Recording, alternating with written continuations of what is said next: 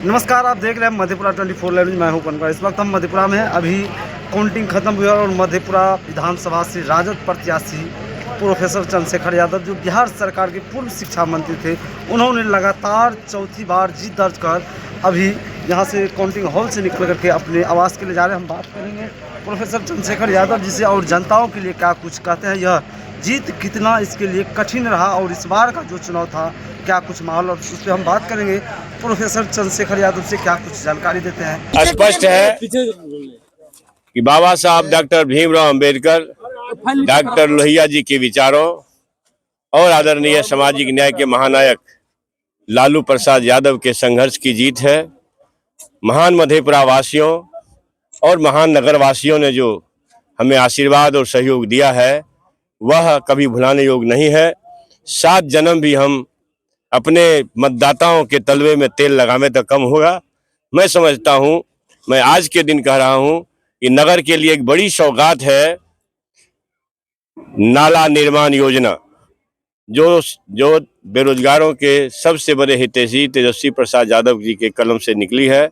नाला निर्माण योजना जो चल रही है वो नरक न बने, इसके लिए सभी नगरवासी और मधेपुरा वासी इकट्ठा रहें, इस कार्य को देखें। और आप लोगों के माध्यम से जिला प्रशासन से कहना चाहते हैं कि कोई भी गुणवत्ताहीन काम न हो, गुणवत्तापूर्ण काम हो, इसका निगरानी करिए, नहीं तो फिर हम लोग संघर्ष के आदमी हैं। शेखर का मतलब संघर्ष होता है, आप सभी को पता है। संघर्ष के रास्ते हम सारे चीज़ों को ठीक करेंगे। मैं इस अवसर पर महान मधेपुरा वासियों का पुनः साधुवाद करता हूँ, महान नगर वासियों का साधुवाद करता हूँ।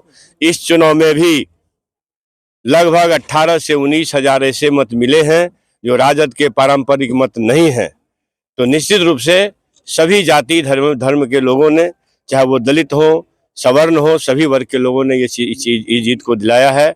यह मेरे लिए बहुत बड़ा, मतलब समझिए, मेरे कंधे पर एक बहुत बड़ा वजन महान मधेपुरा वासियों ने डाला है। मैं कोशिश करूंगा अपने संघर्ष और व्यवहार के बल हम अपने डॉक्टर बाबा साहब भीमराव अंबेडकर के विचारों, डॉक्टर लोहिया जी के विचारों को आगे ले जाएं। और इस राज्य में जो चुनावी मतगणना के बाद उपरांत जो रिजल्ट आया है वो निराशाजनक है, मगर मैं समझता हूं कि जब महान बिहार वासियों ने इस तरह के निर्णय लिए होंगे तो कुछ सोच समझ के लिए होंगे।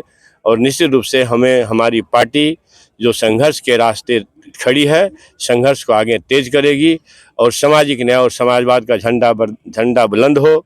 ये जीत रहा आपका, नफरतवाद और संप्रदायवाद ध्वस्त हो, यही लड़ाई है। ये जीत कितना मुश्किल भरा रहा। देखिए, देश का दुश्मन, समाज का दुश्मन नफरतवाद और संप्रदायवाद है। ये हमारे लिए चुनौती है।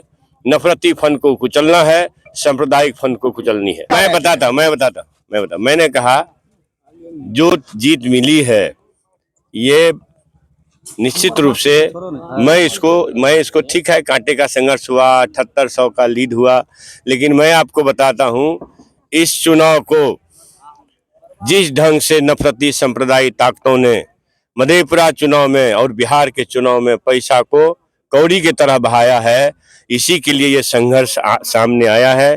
और जहां तक समीक्षा होगी, क्या है ईवीएम हैकिंग नहीं है, मैं पहले नहीं कह सकता हूं, लेकिन इस पर रिसर्च होगा। मुझे उम्मीद है कि कोई न कोई और भी नुस्खे निकलेंगे। मैं बताता हूं, जीत नफरती संप्रदायवाद की जीत हुई है, ये चिंताजनक है। मैं संपूर्ण बिहार वासियों से ये जरूर आशा करूंगा कि नफरत और संप्रदायवाद यह देश का दुश्मन है, समाज का दुश्मन है। समाज कभी भी तरक्की करेगी तो मोहब्बत के रास्ते तरक्की करेगी, सर्वधर्म सद्भाव के रास्ते तरक्की करेगी, गंगा जमुनी तहजीब से करेगी। फिलहाल आप लोग का क्या रहे हैं? आप हमारे वीडियो को यूट्यूब पे देखकर सब्सक्राइब कीजिएगा, यदि आप फेसबुक पेज पे देख रहे इस वीडियो को ज़्यादा से ज़्यादा शेयर कीजिएगा और कमेंट जरूर कीजिएगा। देखते रहिए मधेपुरा 24 लाइव न्यूज़। दीजिए पवन की इजाज़त। जय हिंद।